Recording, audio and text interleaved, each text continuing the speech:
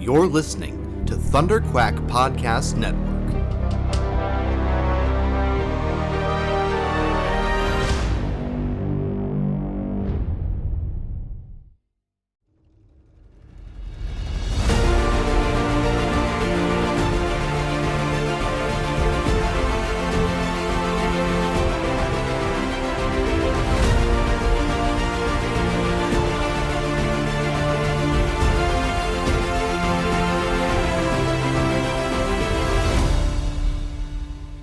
Hello and welcome back to ThunderQuack Perfect 10. I am your host, Michael Cohen, and I am so excited about this episode, you guys. I've been teasing it for the last 3 months.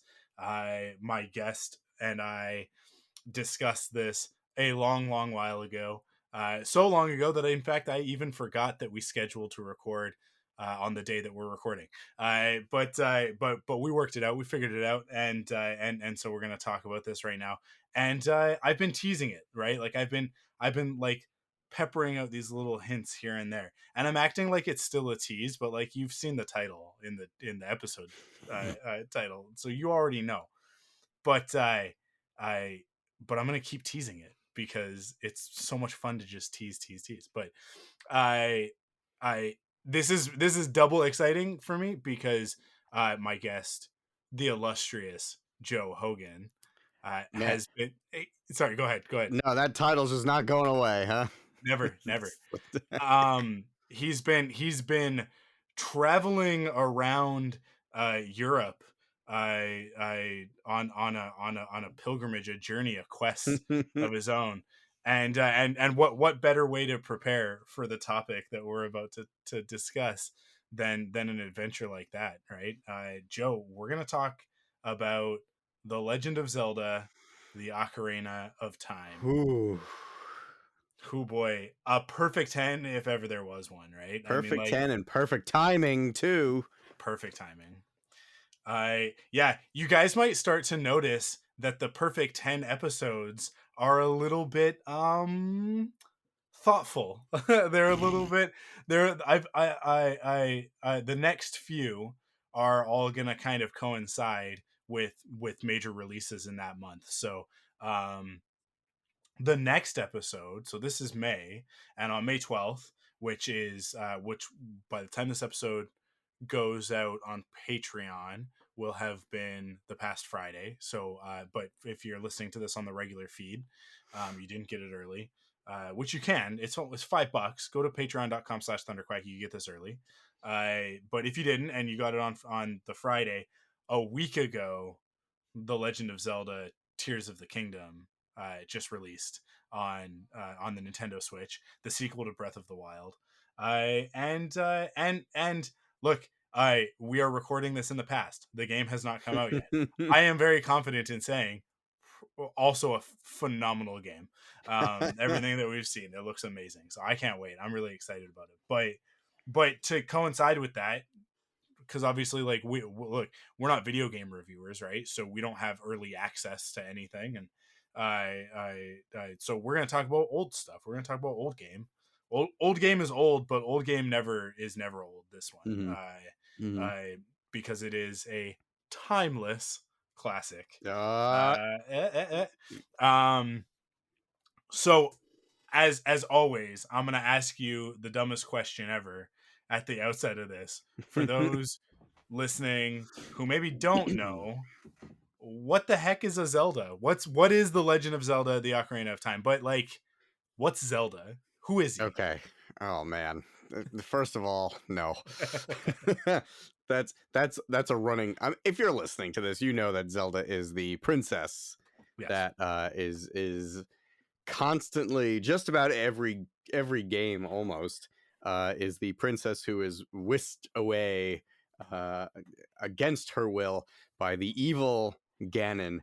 And we, the hero named Link, the chosen hero, chosen by the goddesses of Hyrule, this kind of fantasy world, we have to go save her. So really, bare bones, princess is kidnapped.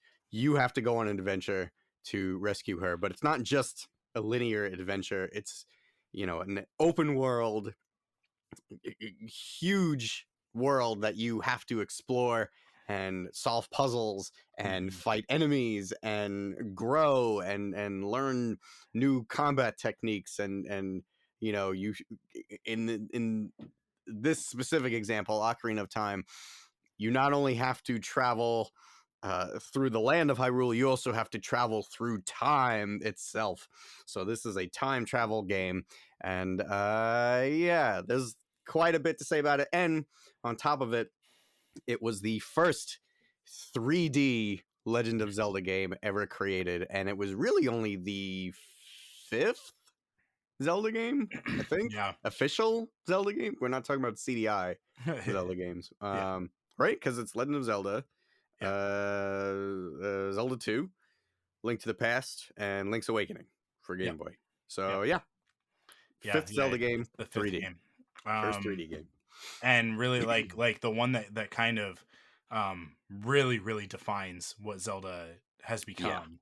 yeah. It's kind of the template that a lot of it is built off of now.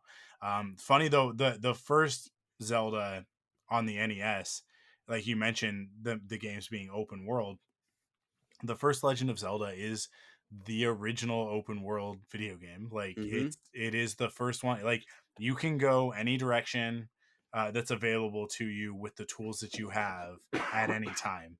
And the content is really only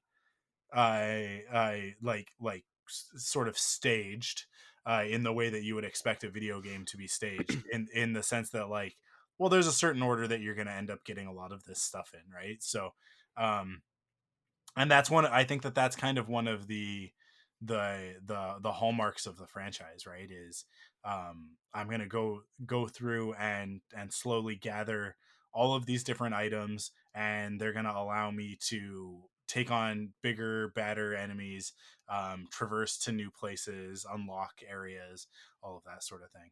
And then yeah, I mean, Ocarina of Time blows that wide open by making the accessories, like your items, just some of them are kind of crazy, like the ocarina itself being able to do things like control the weather and the time of day and all of that, right? um it's it's a game that I think for a lot of us, I sort of rewrote what what a video game could be like. Like Mm-hmm. to me, it's the first truly cinematic video game experience that I ever had. Um, like you could argue a little bit that Mario 64 had some of that element in it, but not throughout, right? Really Right. only the beginning and kind of at the end.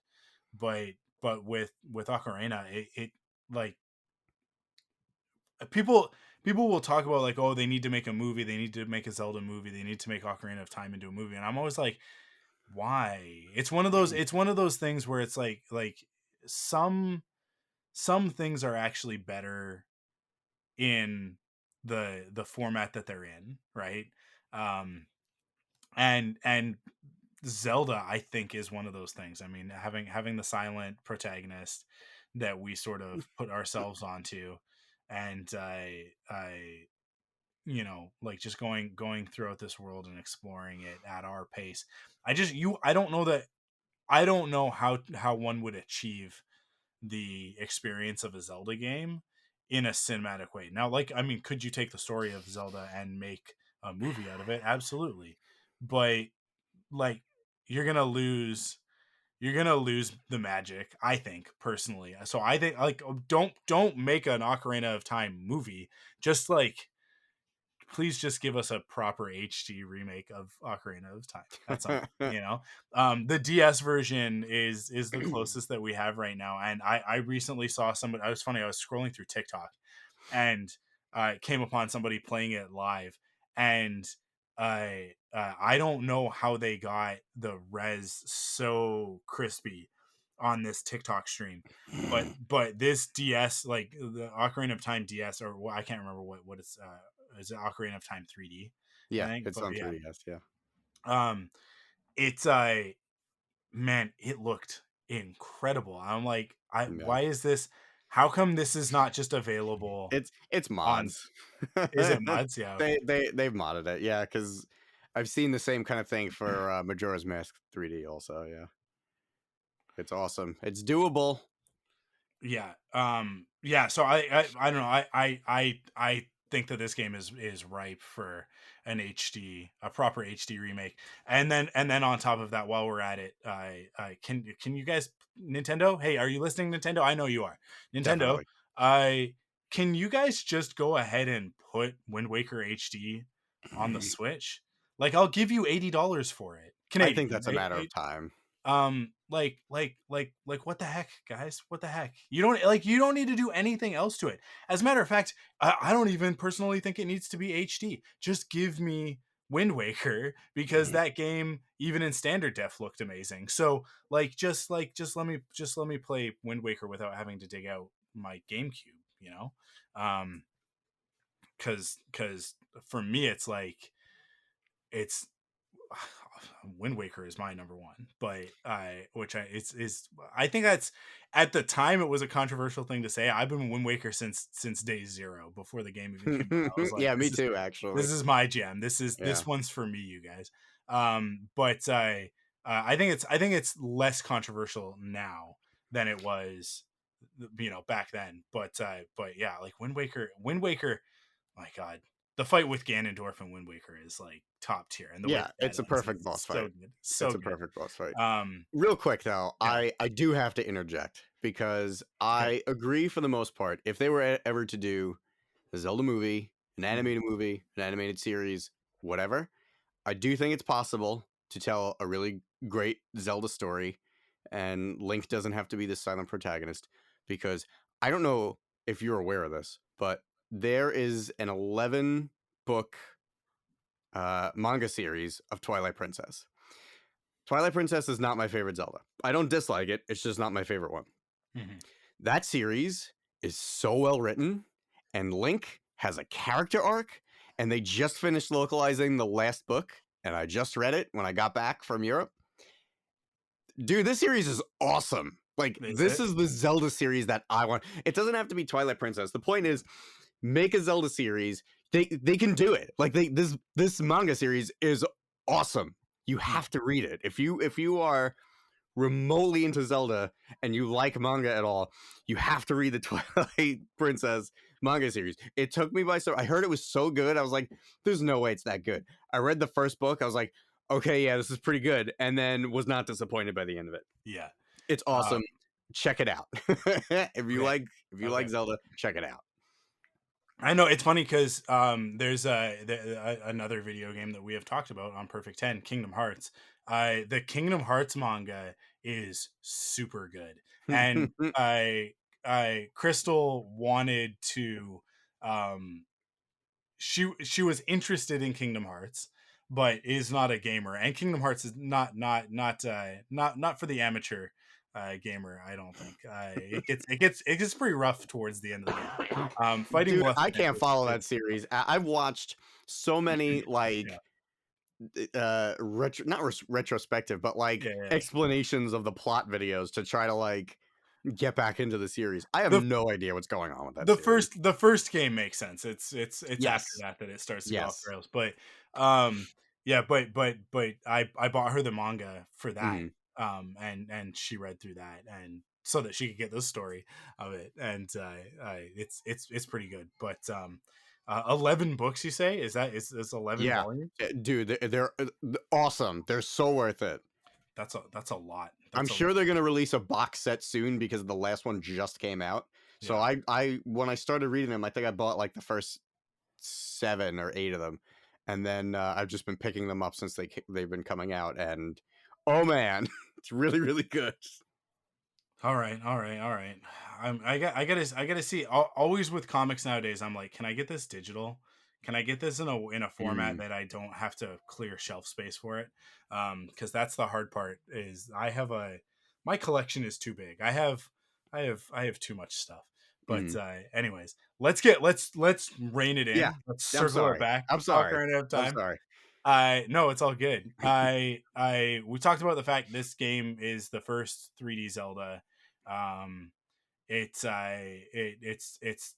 I wouldn't say it's the first one that makes it cinematic, because I think that Link to the Past was also very like cinematic in its approach, but it Sure. was limited by the technology, right? Yes. But Yes, that's fair. like right from the outset, you boot this game up.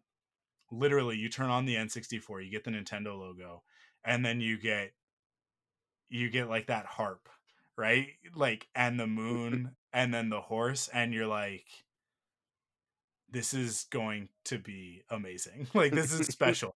It's really really funny. I If you are younger and you are listening to this, and you think of the N64 as a retro console, which by all rights it is now a retro console. I mean, it's been over 20 years, Oh god. way over 20 years. The GameCube is more than 20 years old, isn't it?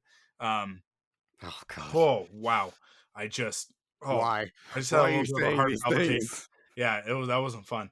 Um, at the time, you have to understand that horse running, that animation was unlike anything Yeah. we'd ever seen Cutting before. edge. Like I'm not kidding. It was not like, oh man, this has never been in a video game. Computer animation in like a major way is only like 5 years old at this point, right? Like like Reboot is still airing at this point, I think. And because what's Ocarina? It's like 97. 97, yeah. Yeah, so I Reboot's not done yet. Right? We've still got actually a few years before season 4 is going to come out, but like I think 97 is around the time that yeah, season 3 is like airing. So that's where we're at. Toy Story 2 hasn't come out yet, which means that we haven't gotten Bullseye, the horse, in Toy Story. So we haven't even seen Pixar do a horse yet. And here comes Nintendo and the N64, and let's just like let's just show a at that time in history, like, this is almost photorealistic, you guys. um yeah, it was like on another level. It was incredible. um and it just I it sets the specifically tone. remember Nintendo Power describing it as like realistic graphics Hmm. because Hmm. it was like the closest thing to real graphics we've ever seen in a video game at that Yeah. point. Yeah. Yeah, I don't know if you guys can hear the screaming in the background. I apologize if you can. They're just upset that the GameCube is over 20 years old. Yeah, yeah, yeah, It's yeah. that's Yeah, affecting them. Cassie's having a real hard time with that. But I like to say that this game was like a revelation is I like undersells it. Like it really did for me. I mean, like, I'm like 13 years old at the time, Yeah. 12 years old, Yeah, me 12 too. years old at the time. It was just like, holy crap, this is the coolest thing ever. Now, I sucked at it. I couldn't. I had such a hard time playing it, because I just like. I mean, a lot of this stuff was new, right? Like 3D was new. There was no jump button, which was a really weird thing. That blew my mind, especially after Yeah, playing the hell out of Mario 64. yeah. It just it really uh it required you to rethink the way that you approached video games. And that to me is the thing that is the most special about it, is that like you really had to like reframe what it could be, because to up until that point you had Mario and Sonic, right? And then everything was like, in terms of platformers, everything was like was aping that. You had the Final Fantasy games, and then every other RPG was aping that, and you had the Zelda games, which were these top down, not even isometric, right? Because it's just like top down Right. Yeah. adventure games. um and then you had your sports stuff, right? But like, control schemes were so simple. They were so limited. Hmm. And then the N64 comes out with this absolutely bonkers controller, where you're like, wait, I only have two hands. Why are there Three-hand three of control. these things? And yeah, like the C buttons were like, is this a directional thing? Are these buttons like the A and B button? Like is this like a 6-button layout like the Sega Genesis, or is this a 4-button layout with 2 extra buttons? This like, man, do you remember the first time you put your hands on a N64 controller, I and do you actually and vividly. and you felt the Z button underneath the analog, and you were like, there's a button on the bottom of the controller? What? It just yeah, it's funny because playing on the Nintendo Switch Online is so difficult with the Yeah, Joy-Cons. it is. It's almost impossible. I bought, yeah, and you can't get the N64 controller. Mm-mm. It's like impossible to get. It goes up for sale and it's sold out within Yeah, it's seconds. gone immediately. And It's so annoying. it's just eBay scalpers, which is the really, really frustrating part of it. But because you can get them for days on eBay Yeah, for $200, but you can't get them from Nintendo because Nintendo loves themselves a scarcity, but an artificial scarcity. yeah. They just eat it up with a spoon. Um, but I bought oh man, what's the brand? I Mad can't remember. Cats. No, it's not a Mad Catz, but it's Mm. like one of the newer sort of like boutique peripheral Okay, cool. makers. I bought this N64 style controller. It's a pro, so Mm, it'll work as a regular Switch Pro controller as well. Like you can switch, it's got a button to switch it back and forth. mm. But the button layout is set up for the C buttons, which is really the thing that's missing in Sure, the yeah. in the layout on the on the Switch, on the Joy-Cons, right? Um, and yeah, it changes it. Like you can't play it without some sort of peripheral, Right, yeah. because the way that those C buttons work, especially when it comes to playing the Ocarina, it's like it's impossible to do. Like that was where I put the game down. Well, isn't it the thumbstick? So I think I just used the thumbstick up, Yeah, left, right, down.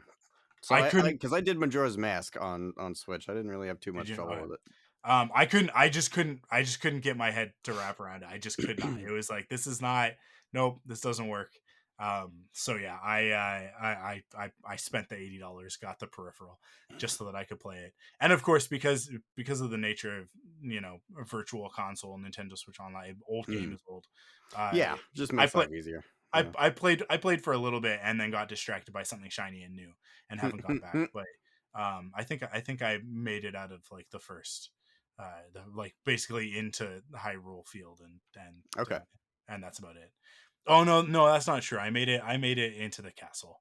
But yeah, that's as far as I made it on my latest playthrough before I got distracted by other stuff. And who knows when I'll get back to it, because I'm playing Jedi Survivor right now, which is amazing.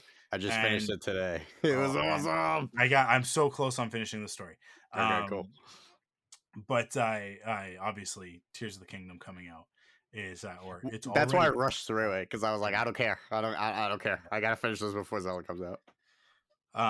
Yeah, like that's gonna dominate. That's gonna dominate my play time Mm-hmm. coming up, because yeah, I feel bad for Advance Wars Reboot Camp because I just bought that as well and can't. Oh, I didn't even know that came out. Yeah, yeah. I got them both on the voucher thing. Like you got like Oh, cool. Okay, you yeah. buy the 2 vouchers and get them for a discount. I can't believe you get Tears of the Kingdom for a discount before it even released. It's ridiculous. But Nintendo had a bad quarter and was like, anything to get numbers up. So anyways, I let's get into I don't know. What do you want to do first? What do you want to talk about first? Do you want to talk about your first experience playing the game, or do you want to talk about like sort of some of the making of type of Uh, stuff? I'll do my first experience. I Yeah. think that's kind of a funny story, considering how big of a fan I am of the series now. Um, so Ocarina of Time was my first Zelda ever.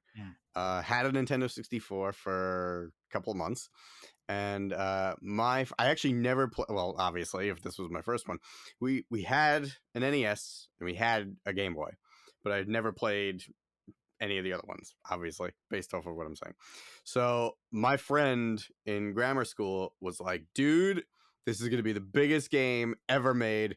You need to buy it. You need to get it. So it's coming out like November or whatever. And I asked for 2 Nintendo 64 games for Christmas.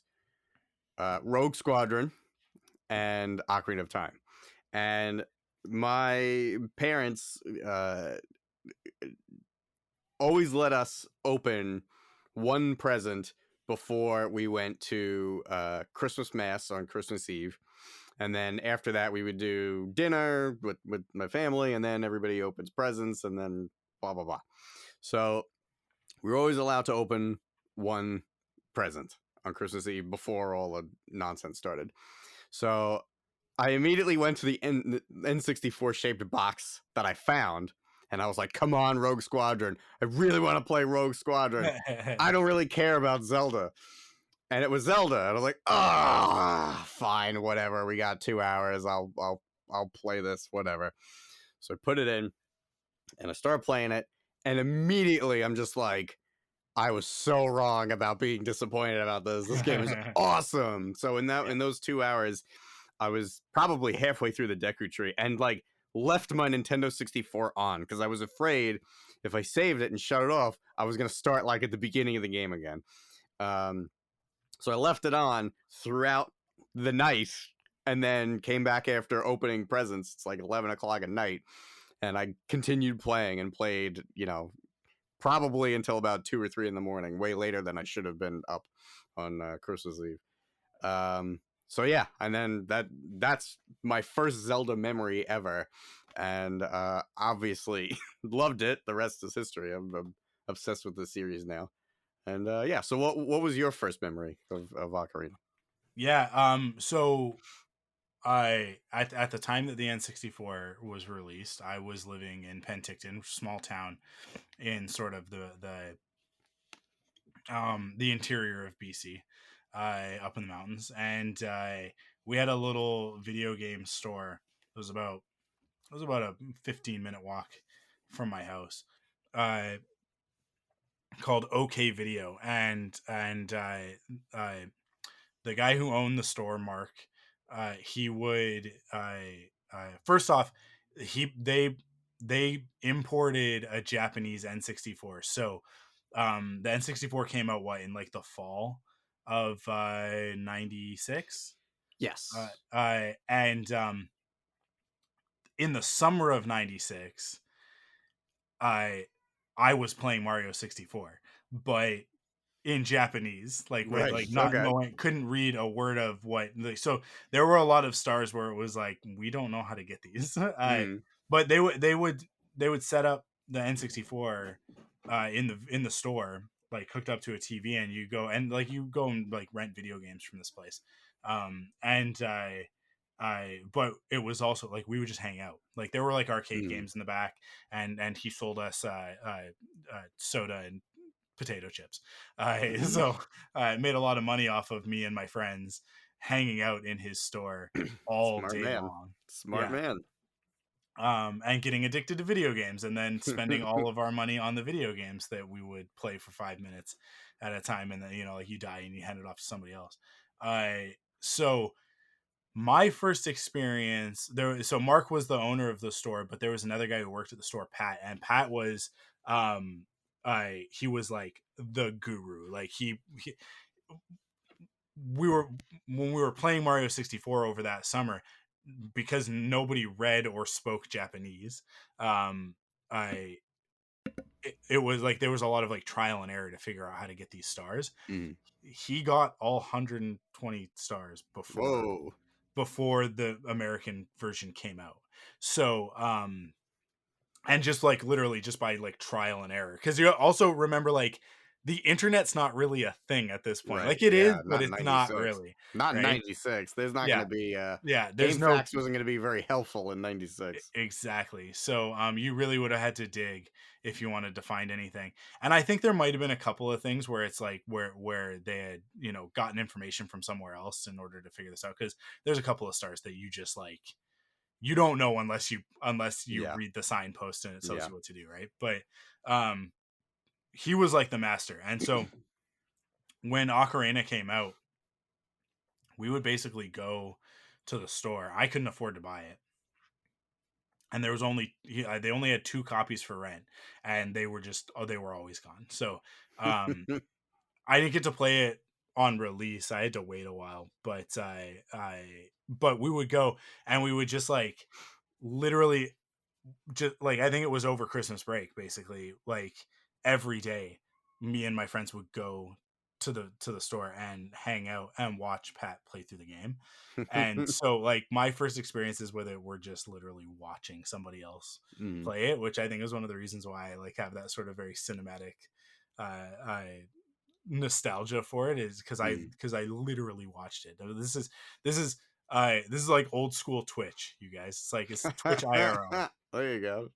So I'd be eating my ketchup chips. That's a Canadian thing. We have potato chips in Canada that are ketchup flavored. They don't actually taste like ketchup. They're just like they're red tomato ish flavored.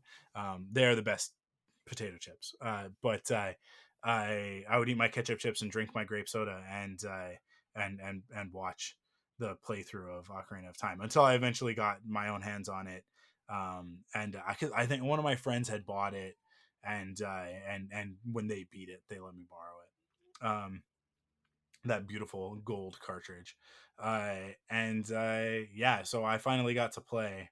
I think I had probably played like a little bit here and there, but when I finally got to sit down with my own N64 and play it, it was like I I thankfully I already knew where to go and what to do for everything.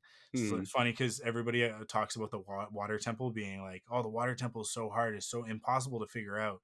And I was like, I don't understand. That was never my experience with the water temple. It was like, well, you go here and then you go there and then you go there and then you go Well, to this and then you do that. there Like, was that one key or one like a succession of moves you could mm, basically soft lock the game where you just can't progress anymore. Um, where if you just do things in a certain order, yeah, that's it. yeah. You have to start the game over, otherwise you're not passing the water temple. I actually have a quick story too.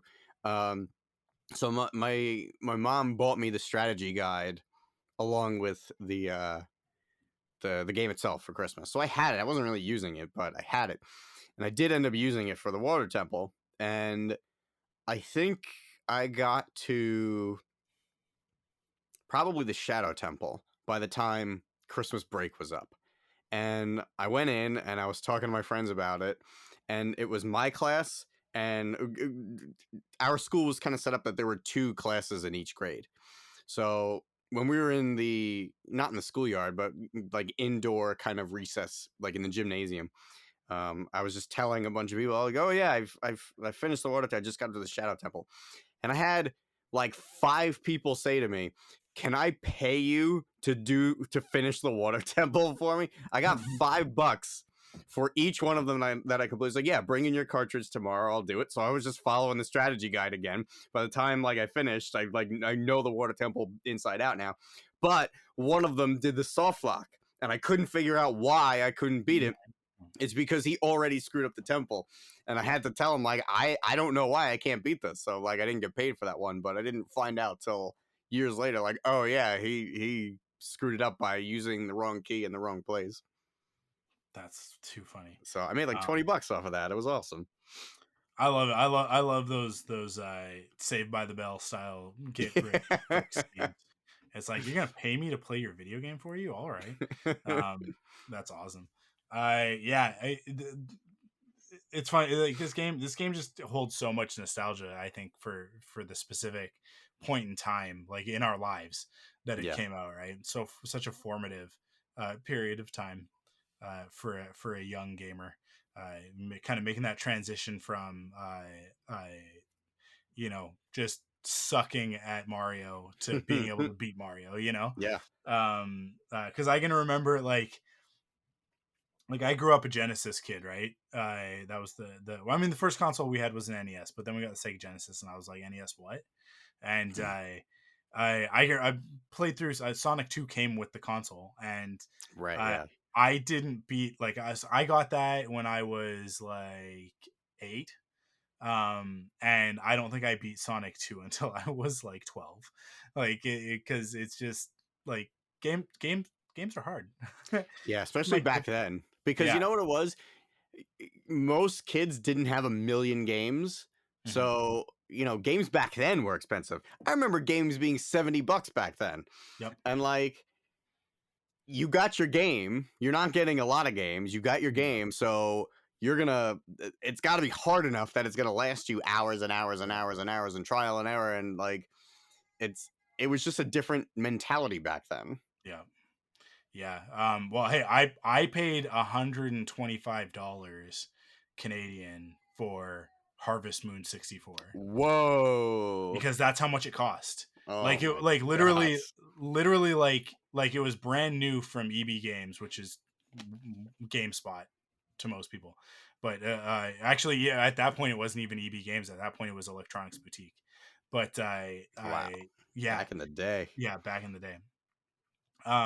Yeah, because the thing that a lot of people don't realize about video games, about Nintendo games specifically, and why they, because at that time the N64 was more expensive to buy games for. I think the console itself was a little bit cheaper than the PlayStation, but then the games Yeah. were more expensive because and like a Nintendo first party game would actually be a little bit cheaper. I think it was like $10 cheaper because the third party games you have to pay Nintendo for all of the cartridges, You're right. Yeah. right? Like you can't just make your own cartridge. You had to you like it was a proprietary patented thing that Nintendo had. Nintendo manufactured the Whew. gray shell of the cartridge, and then you'd put your chip in it, right? And put your label on it, but you had to buy those direct from Nintendo, and they cost like $50 a cartridge. So like it cost the game developer like $50. So then you would end up with um like a game like Harvest Moon 64 that's not going to sell millions of copies because it's such a niche game, where they're Mm. like, look, in order to make this game profitable, we have to sell this for $125.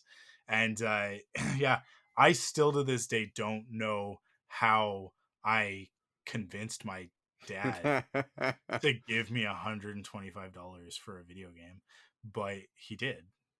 And yeah, like I played the heck out of that game as a result, because it was like, oh, this is it. Like this is the only Yeah. video game I'm getting Yep. for a while. Yep. And it's one of the only video games that one of the only N64 games that I bought brand new.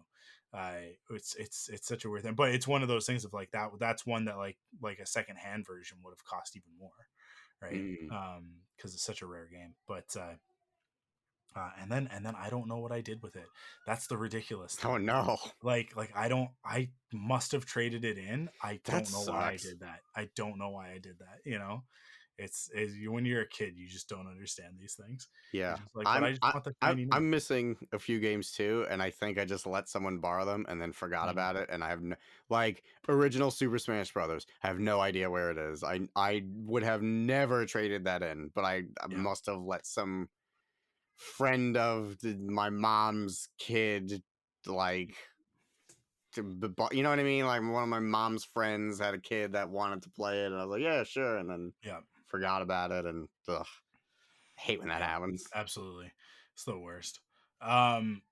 So I don't know what kind of behind the scenes stuff is there even to talk about with this? It's Dude, I I think we need to mention. I'm pretty sure that Ocarina of Time invented the Z targeting system that mm, every 3D action game now uses a lock yeah. on system. Yeah. Like even Dark Souls uses it. It with like everything uses it. Jedi Survivor uses Yeah. this. That was pioneered by Ocarina. I can't think of a game that did it before them. Yeah, I don't know, man. I'd have to have sort of like a chronological list in front of me. But yeah, I think you're right. I don't know. Did Blast Corps have Oh my a spell god, lock I on? don't know. There's not a lot of games. I mean, like there is a bunch of stuff that came out before Ocarina, but um, it's still like I guess it's like a year later, right? But it still kind of feels like one of those launch games. It was I think it was like the beginning of the second wave of games for the N64, right? Right, Like yeah. sort of because you always felt that like around Christmas. Yeah, that's the way that it used to be. It's so funny how game releases have now shifted to now they're shifting to like late April, early May, and it was like Yeah. it used to be Christmas. Super weird. Everything used to come out at Christmas, and then over the last couple of years, it shifted to February because everybody's missing their launch Right. releases by a couple of months. And now, like, so then everything shifted to February, and then everybody's like, okay, we're going to target February, and then February shifted to March, and then March shifted to April, and it's just like, yeah, nothing ever comes out on time anymore. But I am amazed we're getting Zelda in May. That's the weirdest thing to me. it's such an odd time to release a Zelda game, right? Not in the holiday rush, right? But also, like, well, I guess we got like a Final Fantasy coming out soon or something. I don't know. Yeah, that's Um, June. Yeah, I think. I Pretty sure it's and June. and we just had Jedi Survivor, so it's kind of smack dab in the middle. Like there's a lot coming out Dude, I'm over getting the pummeled next right couple now months. because the Xenoblade Chronicles 3 DLC just like shadow dropped. Mm, The DLC for Horizon Forbidden yeah, West came out I think last month, right? yeah, Um like 2 weeks ago. yeah, Final Fantasy, Octopath Traveler 2. I'm a giant JRPG fan. That was February. So it's just like boom boom. My wallet is tapped out. It's begging me. Yeah, yeah, I feel that.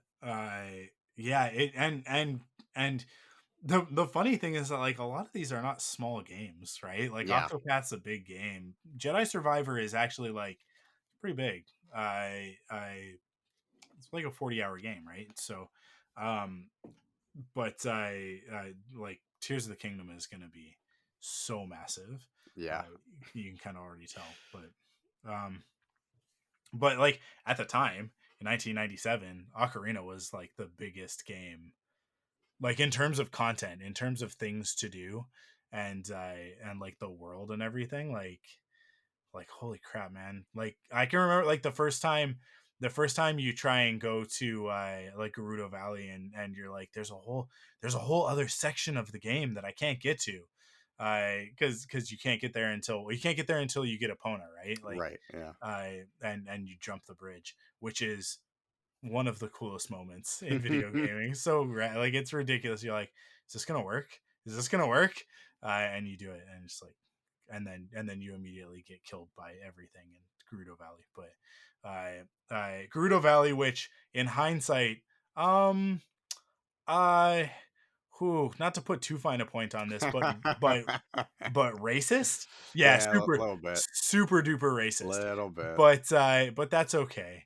I mean, it's not okay that it's racist. It's just it is what it is, right? Well, there's not really a lot that we can do about it. I like the evolution of Ganondorf over time, where it's like when we first are introduced to Ganondorf, it's like, hey, look at this very Middle Eastern caricature of a person. Like he's got I I I I everybody listening, I can say this. I am Jewish.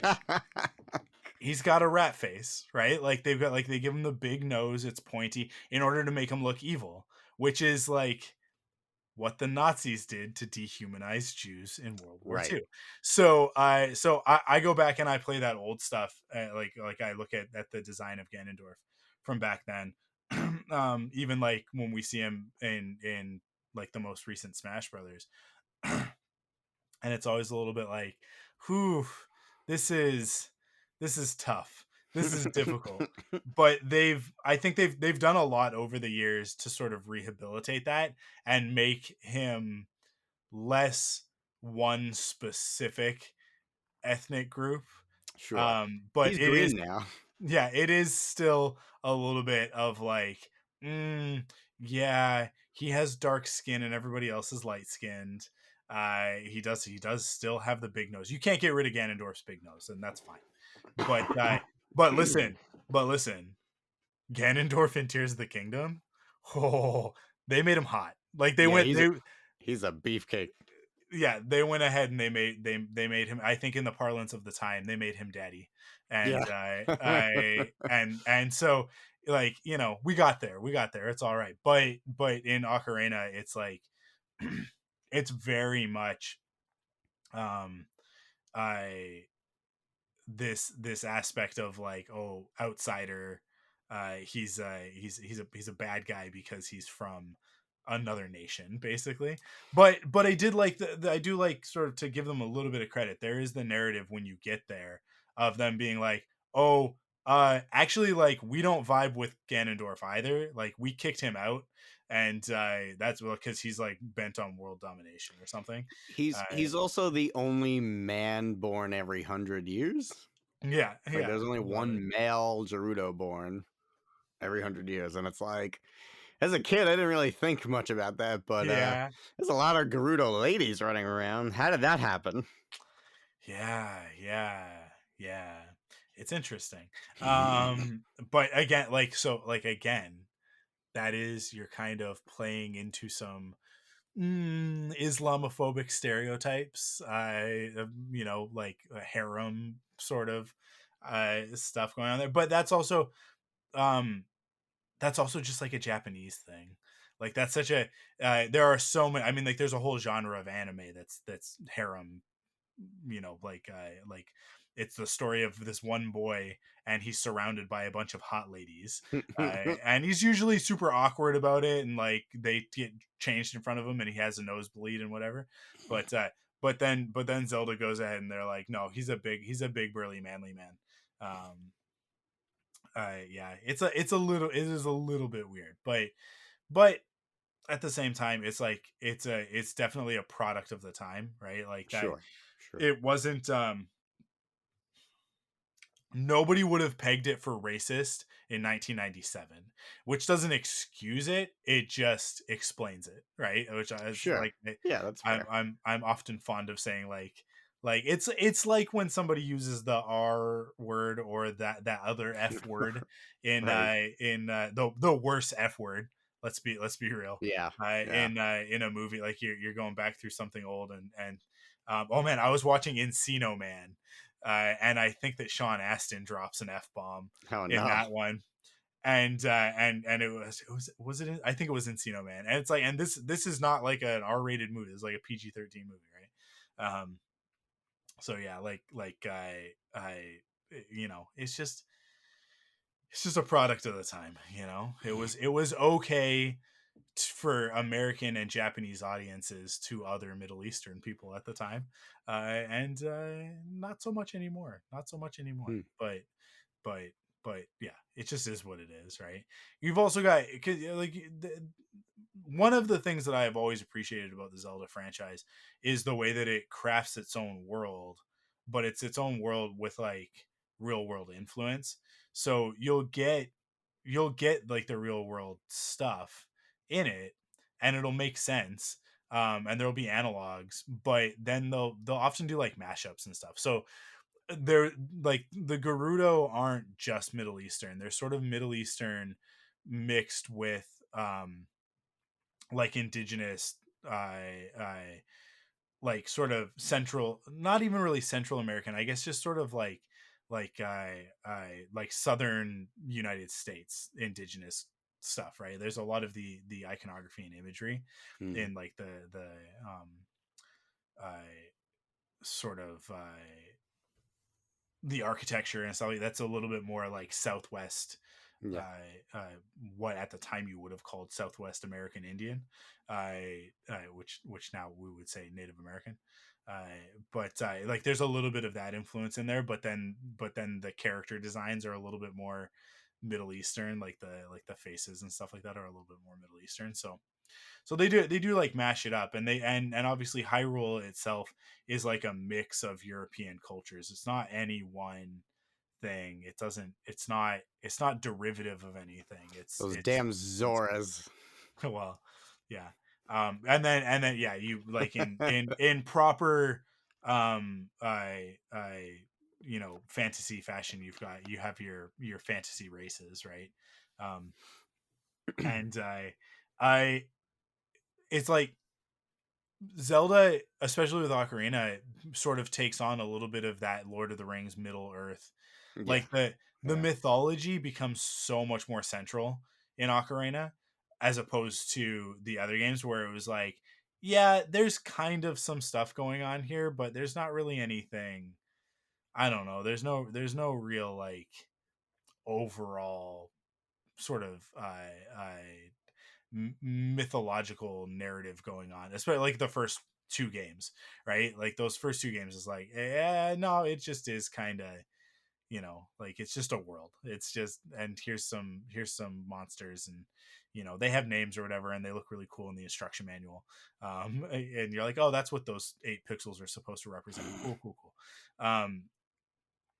It gets a little bit more into it in Link to the Past, but even then, it's not really. It doesn't really do that much world building. But Ocarina, it's like all of a sudden, along with like those photorealistic graphics, Yeah. we get like this real lived in world.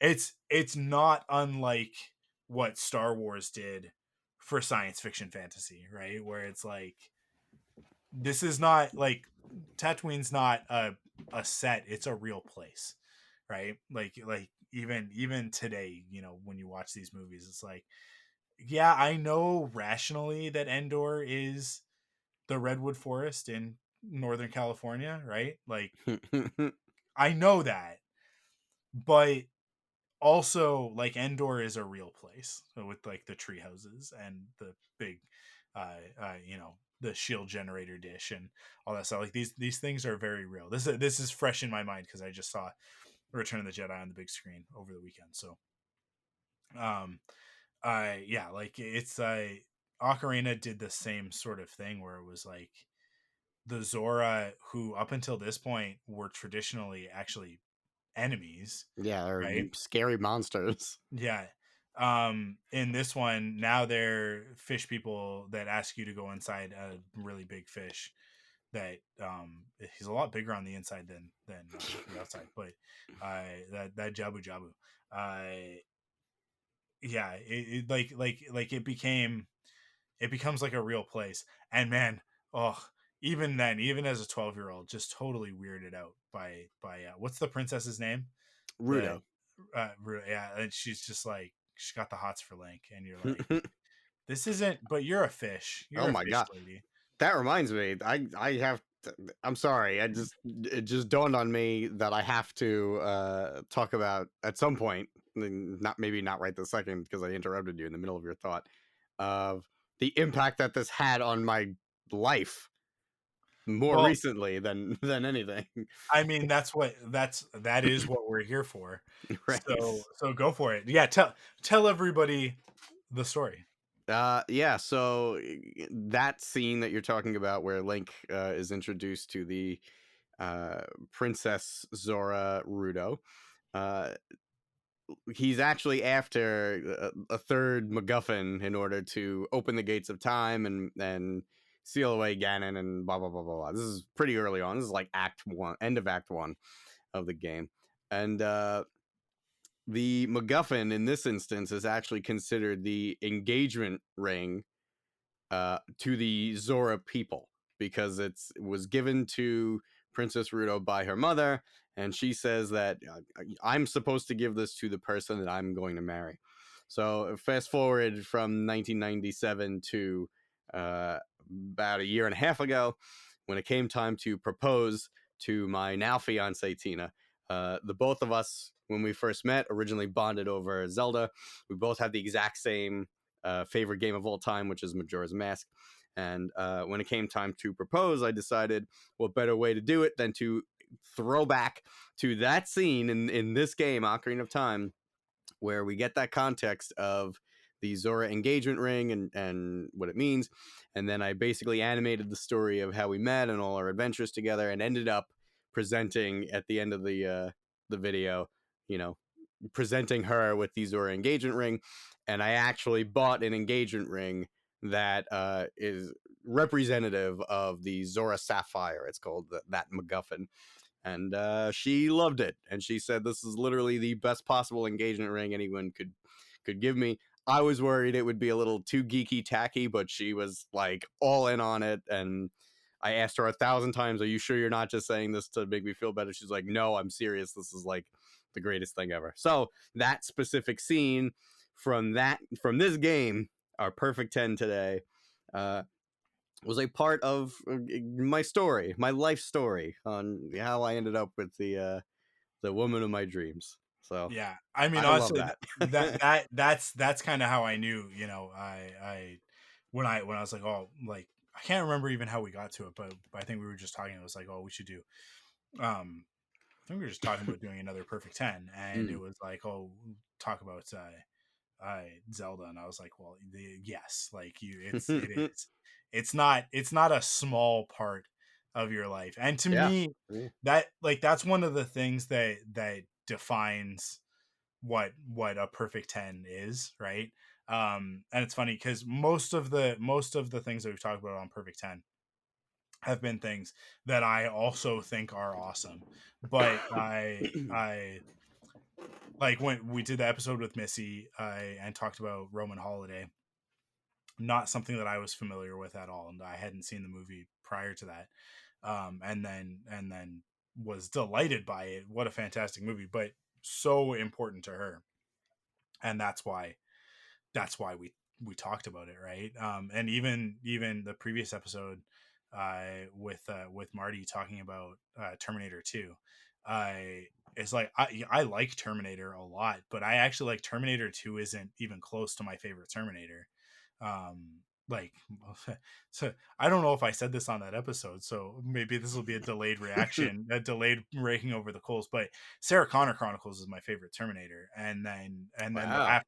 after that would be the first Terminator movie, right? Like, and like before Sarah Connor Chronicles, I liked Terminator, but then that show was like that was the thing that got me like hardcore into the mythos of it, Mm.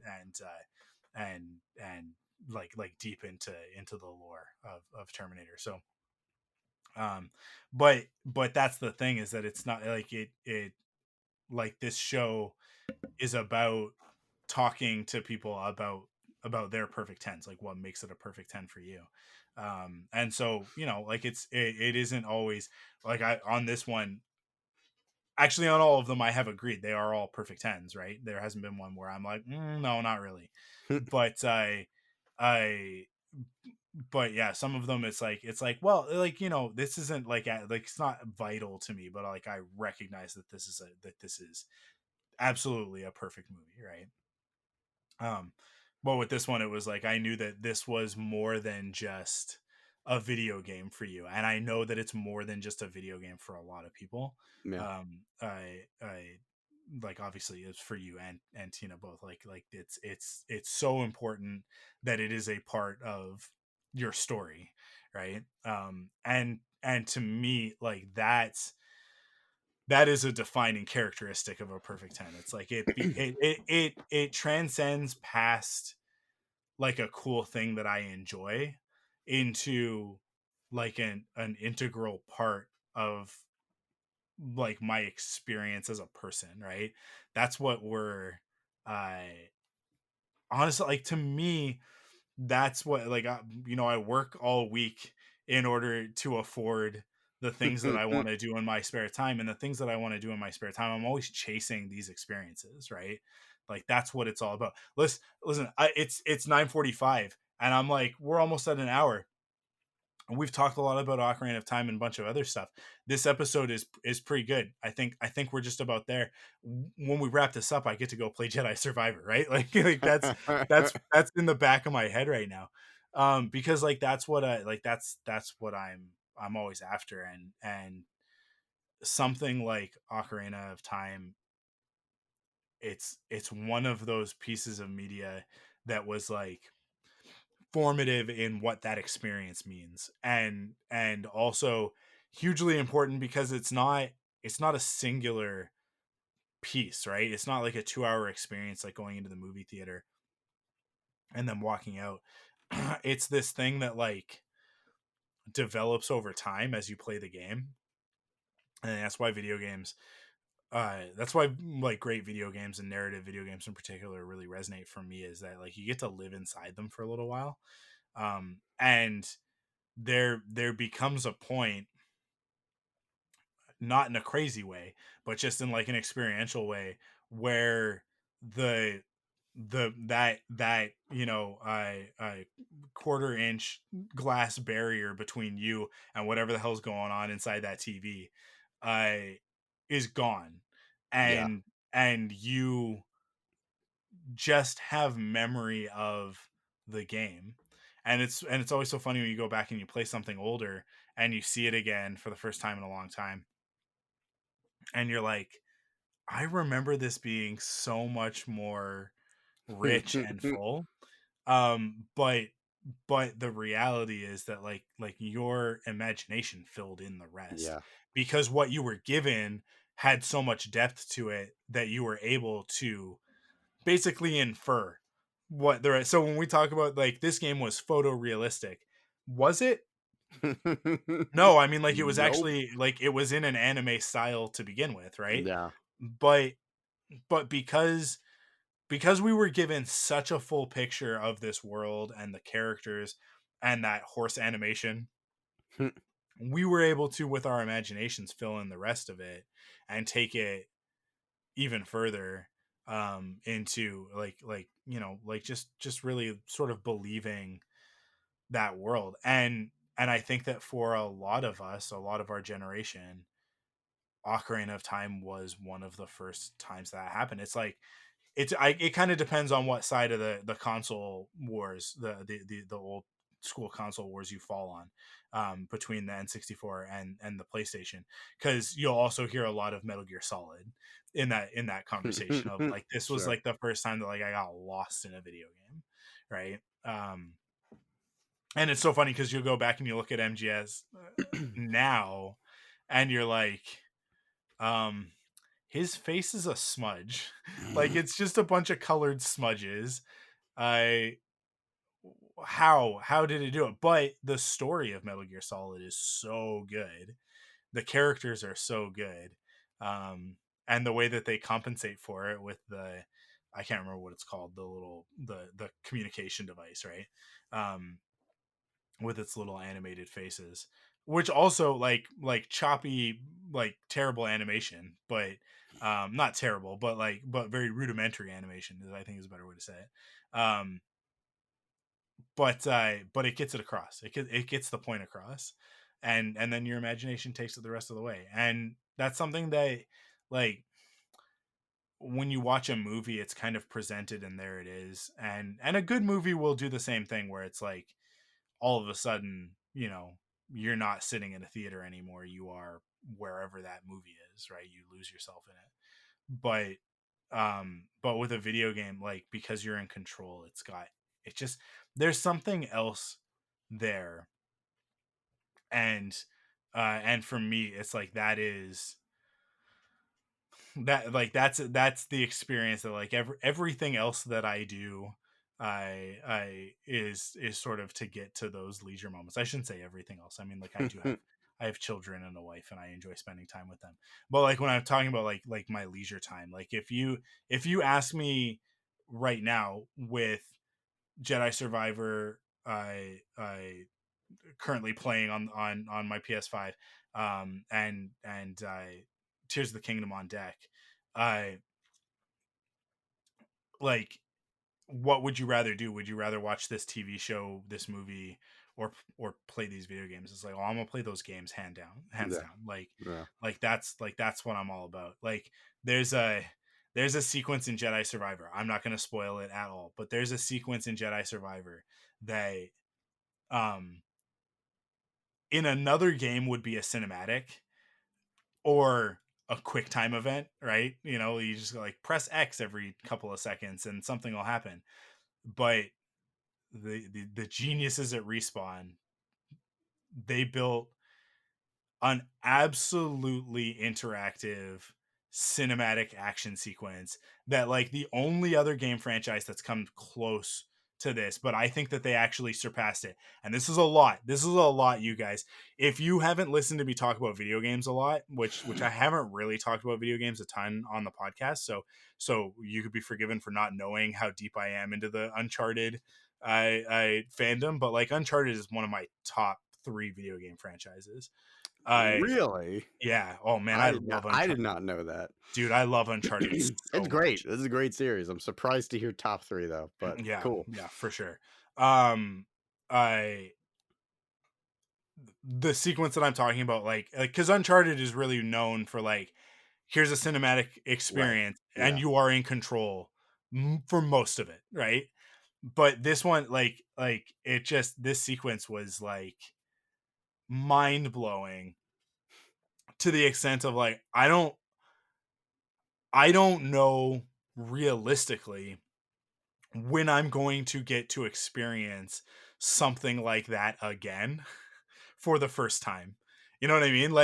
Mhm. Like when am I going to get to play a game that takes me through um this action sequence that at the same time that like it feels very scripted in terms of like it's tight and it's polished, but I'm the one hitting the buttons. I'm the one making decisions. Even though there aren't really decisions, you're just sort of you are on a path and you have to follow this path. Okay, I think But I know. I, I think I know what you're talking about. I don't want. Well, I'm not, obviously not gonna say it here, but even when we're done recording, I want you to tell me what it is, yeah, just yeah, so yeah, I don't. I don't want to spoil anything for you, but I'm pretty totally. sure now I know what you're talking about. Yeah. It just like the feeling after that was like it was bittersweet where I was like, that is one of the coolest things, if not like the coolest thing I've ever done in a video game. And now it's over. And just like that realization of like when am I going to get this experience again? And I'm gonna play games chasing that high. Ocarina of Time has, for its time, I mean, like obviously, you know, you compare it to something like Jedi Survivor, which is the cutting edge of what Unfair. video games can do, right? But if we transport ourselves back to 1997, Ocarina of Time has like probably 4 or 5 of those types of moments for that period in time where I was Mm. like, I didn't know it because I didn't have the perspective to frame it that way at the time because I'm a 12-year-old and also like just the experience of video games doesn't mean that yet, right? Like we're at the beginning of it meaning that. But like there are like I when Ganondorf uh kidnaps Zelda, right? And you're just like Mm. you want to do something about it but you can't, and you're just like the way that that scene motivates you because it's coming kind of hot off the heels of, you know, you've snuck into the castle, you've met with Zelda, you've had this like secret meeting with Zelda, and there's something there, there's like a chemistry or whatever it is going on with those characters, and you're like, okay, like there's something special about this. And then the next time that you go back, it's like this tragic thing happens, and so you're so motivated, and then like pretty soon after that you're pulling the master sword from the pedestal in the Temple of Time. Like that moment pulling the master sword for the first time is like I like there are very few moments in video gaming quite like pulling the master sword for the first time in Ocarina. Like it just so even if you know what's coming, you know, like I'm maybe even especially if you know, right? Because you're like, oh, I'm gonna go from being this dorky kid Link to like awesome 18-year-old Link who's so cool. He's got an earring, you guys. Right? Like um it's I yeah, like the and the game has a ton of moments like that, like all the way until the end of it. Dude, Um I have to hijack this yeah, topic no, go for it. Go because for it. This is I your turn now. I think I, I I I know for a fact the reason that this game had the impact on me that it had is because it's the first time that I ever felt the stakes were so high And it's because I spent that first act of the game, those first 3 dungeons, couldn't wait to become Adult Link. Yeah. And I don't want to say I was rushing through because I was doing side quests and everything, but I was so eager to get to Adult Link where he's stronger. I'm a little kid right now. Just like in real life, I want to be big and strong and I want to get there. And I remember playing through, and I can't wait to get there. I can't wait to get there. And Ganon kidnaps Zelda, and it's like, oh, here's my moment. I'm going to become big and I'm going to kick your ass. And then you go in, and that rush of dopamine hits you, and you're Adult Link, but the world around you is just demolished. And I remember feeling like such guilt, like this is my fault. Yeah. I pulled the Master Sword, and now everything went to hell. And all of these people that I've gotten to know, these NPCs, they only have 1 or 2 lines of dialogue, but now all of their lives are ruined. And little by little, you're going through the game as Adult Link, and you're restoring these places as you go, and it's real, and you realize, like, okay, yeah, we're making a difference. We're actually saving Hyrule.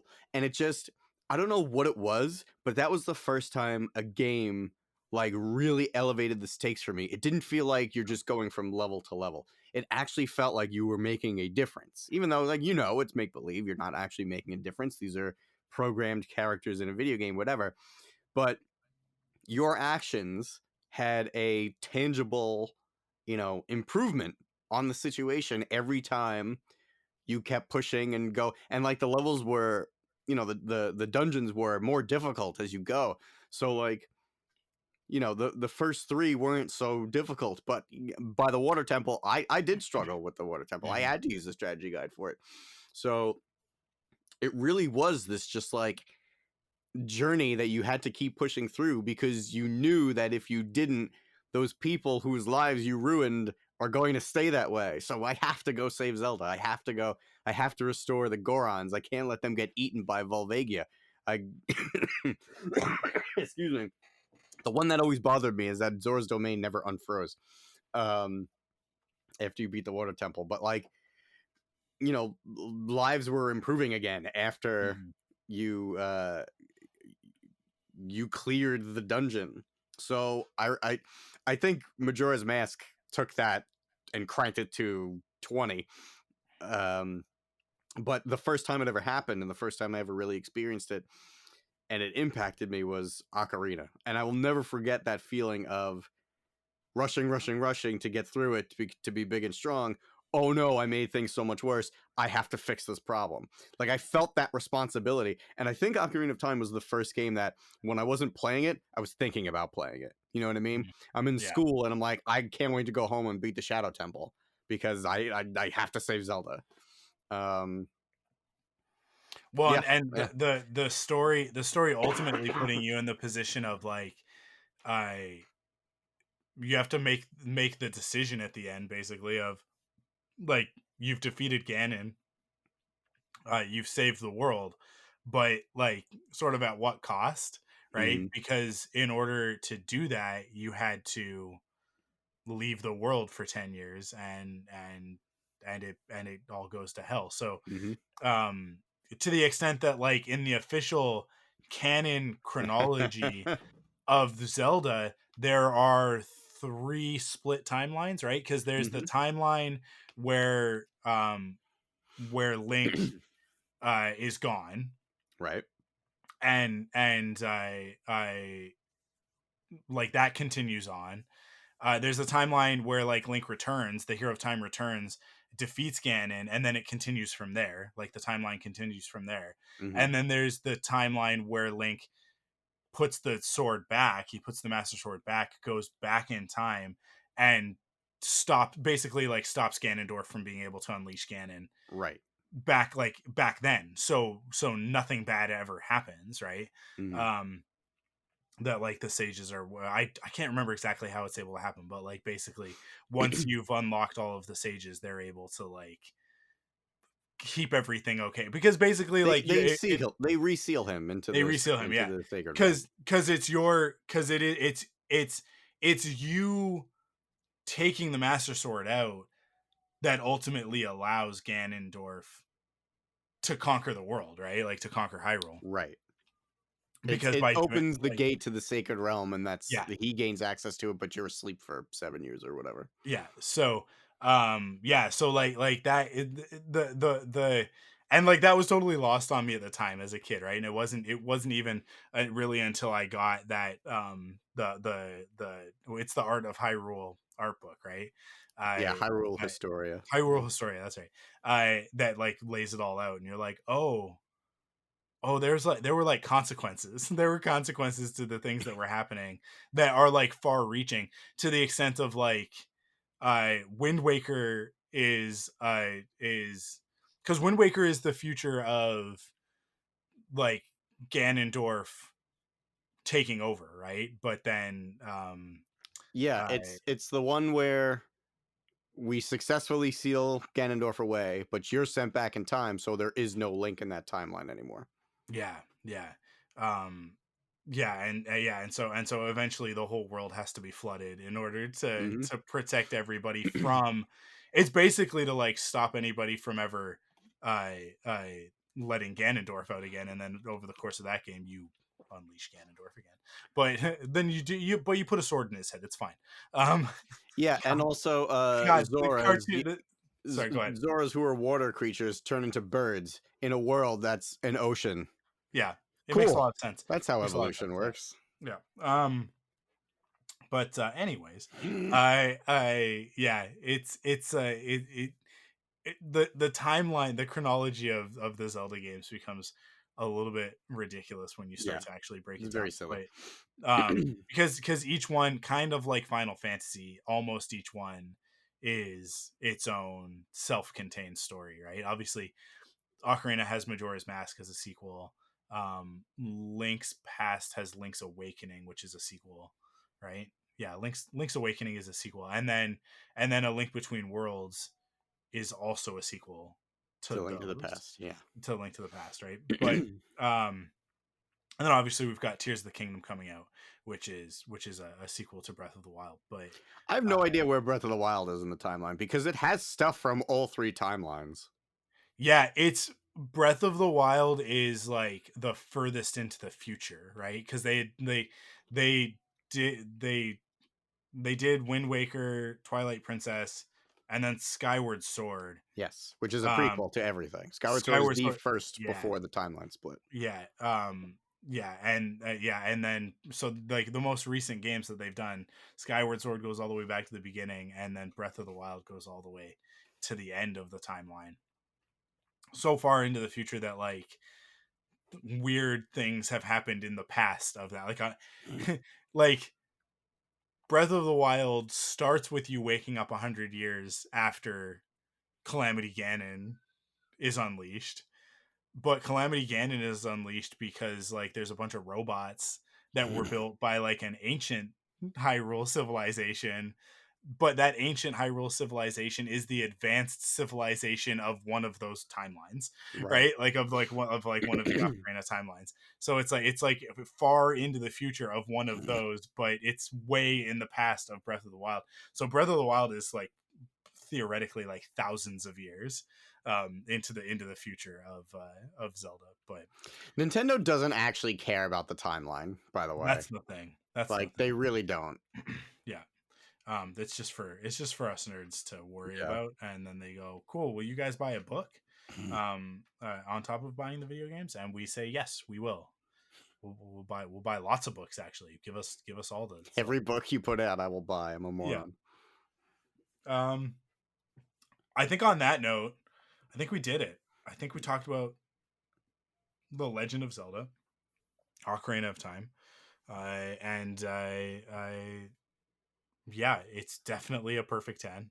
And if you've never played it, like man, get your hands on an N64. Like go to a retro game Ho- shop and like I'm get an actual N64 and play it. I'm gonna respectfully disagree. Yeah, I feel the definitive version is indeed the 3DS one. you think so? I think it's perfectly modernized. It's everything a remake should be. It has quality of life stuff that you know, it's an old game, right? It's dated. Yeah. Quality of life improvements are spot on in the 3DS version. If you have a 3DS or have access to a 3DS, I would argue that Ocarina of Time 3D is the way to go. Now the eShop just shut down. I but Which is rough. yeah, which is rough. But I just opened up eBay, and like you get a copy of Zelda Ocarina of Time 3D for like you get a copy for like $25. Yeah, it's not bad. Yeah, it's not hard to find. Okay, I was gonna say like it might be rough, it might be difficult. I actually don't have this, so Really? Huh. yeah, maybe Dude. I need to grab myself a copy. I actually on all of my flights throughout Europe, I brought my 3DS and I was playing Ocarina of Time 3D in anticipation of this conversation. I got Wow, pretty far. actual homework. That's impressive. Yeah. Well, I might have to track down a copy. But also I think that having an N64 is fun. Yes. Um, I am definitely not trying to deter anyone who wants to yeah. collect Nintendo 64 stuff. In fact, mine is still plugged in to my HD TV. So, But make sure you get yourself an expansion pack, because if you don't have an expansion pack, oh yeah. Well, that's then Majora's Mask. You're okay with Ocarina. yeah. It runs smoother. Okay, cool. Because what the expansion pack did for everybody who was curious is it basically added RAM to the N64, and you needed it. You didn't need it for every one of these games, but there were some games that required it, right? But Yes, Majora's Mask, Donkey Kong, yeah, 64. I now need to see what the what actual are they? specs on this were. I know that Rogue Squadron was one of the games that was like enhanced with the expansion. Yes, there were some games that were a noticeable difference, but like you said, there were some that it was. That's why I bought my expansion pack, was for mandatory. Rogue Squadron, the greatest game on the N64, bar none, hands down. Gonna have to disagree with you there, pal. Do you think would you say that it's Ocarina? Is that Majora's Mask for me, man? You think it's Majora's Mask? I love Ocarina of Time with every fiber of my being, but if Ocarina is a perfect 10, Majora's a perfect 11 for me. The thing about the Rogue Squadron games is that Rogue Leader is probably my favorite video game of all time. So they've never made a Star Wars game.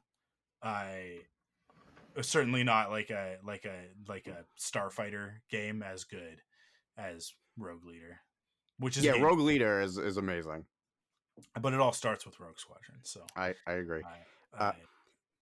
By the way, the expansion pack doubles the original memory of the Nintendo 64, which was 4 megabytes of RAM to a whopping, staggering 8 megabytes of RAM. I was positive it was like 32 to 64, but oh boy, 4 megs to 8 megs. No, because the 64 is not the RAM. It's the bits. That's right. It's the processor, right? So it was a 64-bit processor. My goodness. Which when you have 64 bits, it's there's a because the bits are binary, right? Like it's a 1 and a 0. So it's each of those bits can be configured. I think I could be totally wrong. Somebody correct me if I'm wrong. But I believe that what that means is that those bits can be configured into either a 1 or a 0, and there are 64 of them. So multiply that out with the number of combinations, and that's how powerful that processor is. I see. Well, it's not blast processing, but no, it's not blast processing. It is quite impressive stuff. I mean, like Sega does what Nintendo don't, but that's fine. The Sega Saturn, but the problem is that the Sega Saturn didn't have games. Nights into Dreams, not the console mover that I think Sega was hoping for. Oh boy, man. All right. Well, my guy, we can't end without me asking you. Yeah. Obviously, Breath of the Wild was an amazing experience, and I don't know if you feel the same way, but for me, it scratched the same itch that Ocarina planted in me as a kid, where I need to explore every single nook and I gotta find everything in this game, and Yeah. that's how I felt about Breath of the Wild. What is the thing you are hoping most to get out of Tears of the Kingdom? I mean, the thing that I love about Breath of the Wild is the exploration components of it, Mhm. right? Like that's what when I mean that's what I'm loving about Jedi Survivor. When I look for a game that I can really sink my teeth into, it's got to have two things. It has to have um exploration, and it has to have a solid narrative. Mm. Um I am very confident that Tears of the Kingdom is going to have both of those things.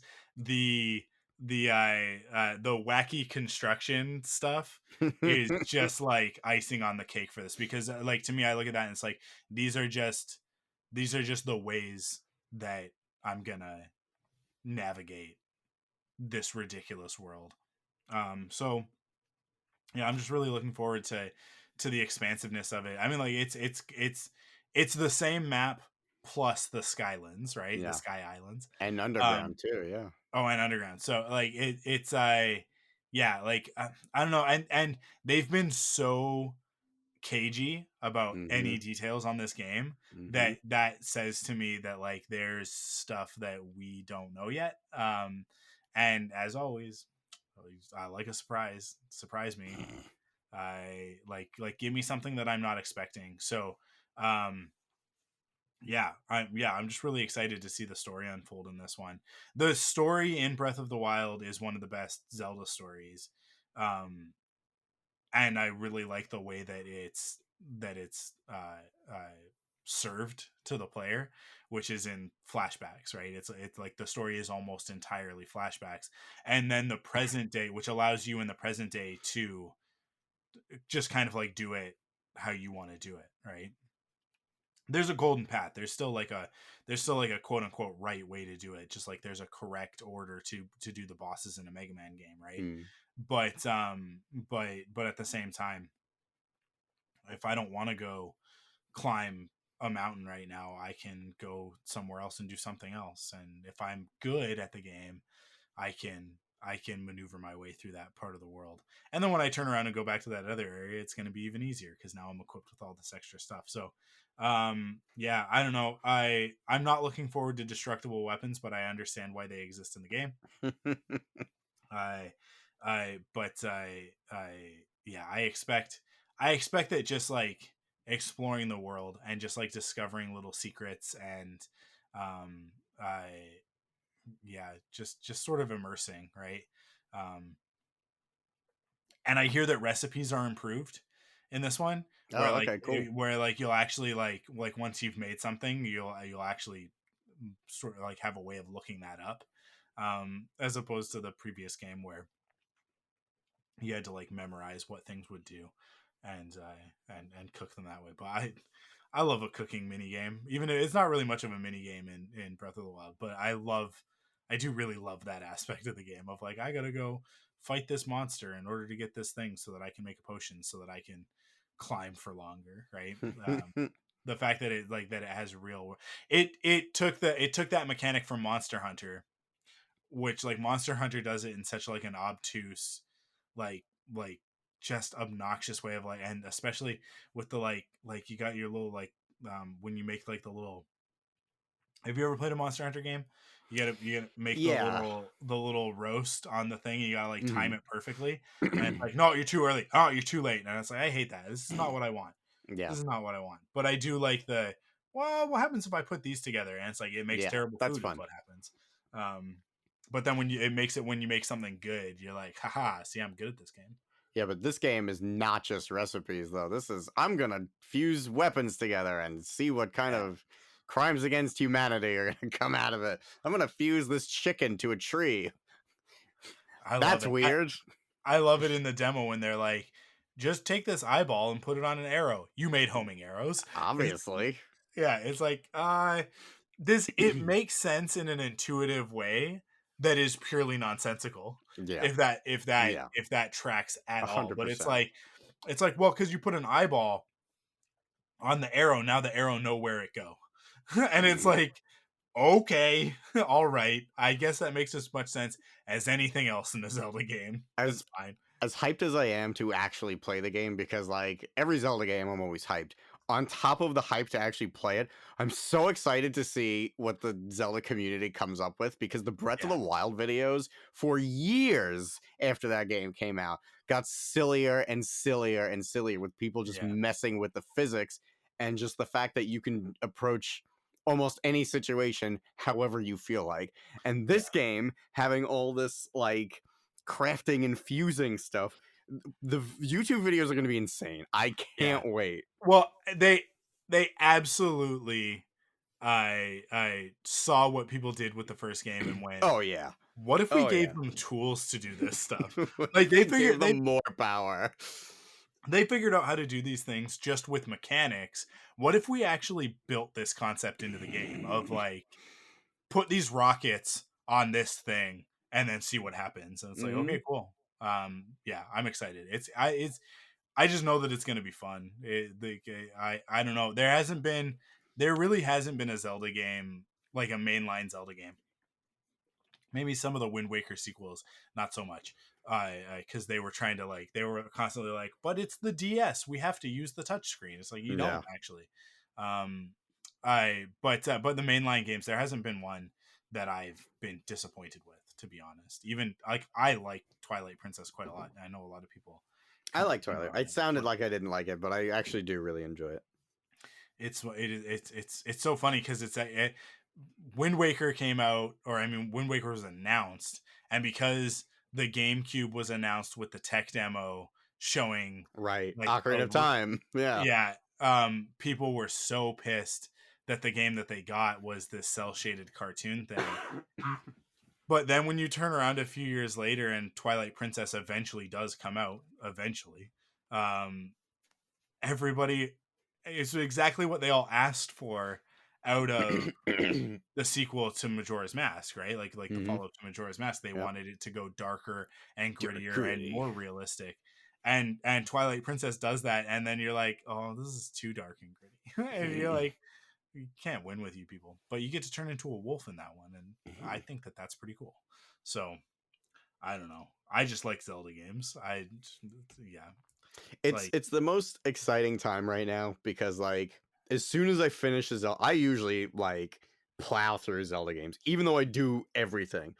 But like it's always like, I finished this game. Now it's gonna be a minimum 4 year wait for the next new Zelda, like mainline Zelda game, and it's really been 6 years this time, over 6 years. So mhm. right now it's like, ooh, it's the shortest possible time before the next Zelda game. I'm so like hyped right now. So excited. This is like the only game series that I'm this anticipatory for. Like I don't know. Like I'm just right now it feels like that Christmas Eve, and I'm gonna open it, and my life's gonna change again. I'm very excited. Yeah, yeah, it's gonna be fun. It's gonna be a good one. Awesome, cool. We did it. That's an episode We of Perfect definitely 10, you did it. guys. We did it. Thank you everybody for listening. Yeah, I we'll be back in June with another episode. And I don't know. I'll give you a little hint. I mean, like if adventure has a name, it's gonna be the thing we're gonna talk about on the next episode. So, Mm, go figure that one out. mm. And yeah, thank you guys for listening. Thank you for supporting us on Patreon. Patreon.com/ThunderQuack. You can get the podcast early. You can get the ThunderQuack Perfect 10 Pop Quiz, which Tim Dipple does for us for every episode that we release of Perfect 10. Well, not for the Spider-Man 3 April Fool's episode, but for almost every episode we release of Perfect 10, Tim does a companion trivia episode with 10 questions about the Perfect 10 topic that we just talked about. So you get that you get the early episodes, you get the exclusive off the record podcast, which is just me talking to you guys about whatever random stuff I decide to talk about.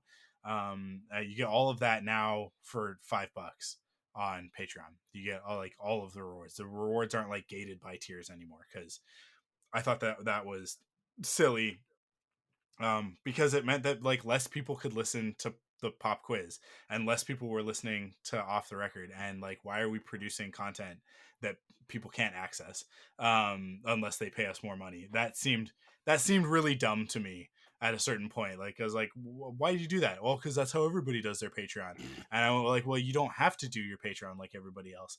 And so I argued with myself for a little while, but really it's like I always win. So especially when I'm arguing with myself. So it works out for you guys in the end, because you get all of those rewards now for just $5 a month.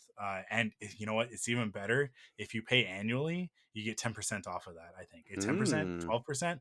I don't know. You get a certain percentage off it. It basically ends up costing you like $50 for the whole year for all that bonus content. And you also get like past bonus content that's available. So head to patreon.com/ThunderQuack and check all that stuff out if you're so inclined. And thank you for listening. And thank you, Joe, for hanging out and talking about video games, just kind of in general. I could go another 3 hours, man, but I know we're out of time. Always. But yeah, and actually, we didn't even say this at the beginning. Joe, I think you're the first repeat customer. You're the first repeat host. Obviously, you were on the first episode talking about Ghostbusters. So, well, it's lovely to be back. Thank you for having me and letting me ramble. Yeah. If you like Joe and I kind of somewhat sort of staying on topic every once in a while, go check out Forced Perspectives. Joe was my co-host for the majority of this past season of The Mandalorian. I'll be back soon with more Forced Perspective stuff at the end of this month. Actually, I guess at the point that you're listening to this, like in a week or so, for the 1 year anniversary of Obi-Wan, we are going to be going through 6 episodes for the 6 episodes of the show. Me and Marty Allman breaking down each episode of Obi-Wan. We're only a year late. It's fine. It's totally fine. Doesn't matter. The thing is that people download podcasts from like 10 years ago, 15 years ago. People still downloading episodes of Frontlines from 15 years ago. So, I don't know why they would do that. The audio quality is terrible and I'm not very good on them, but that's fine. And some would say even still not very good, but I would fight those people with my fists. That's why there's no reply on iTunes reviews. But go check out all that other content. Head to thunderquack.com, check out all the other shows on the network, and support them. And thank you for listening, and we will catch you guys on the next episode. ThunderQuack Perfect 10 is hosted by me, Michael Cohn. Follow us on Twitter at ThunderQuackPod, on Instagram at ThunderQuackPodcast, on Facebook at ThunderQuack, and join us on Discord at thunderquack.com/Discord. Support the podcast by heading to patreon.com/ThunderQuack to get early access, bonus episodes, and the ThunderQuack Perfect 10 Pop Quiz. ThunderQuack Perfect 10 is part of the ThunderQuack Podcast Network. Thanks for listening.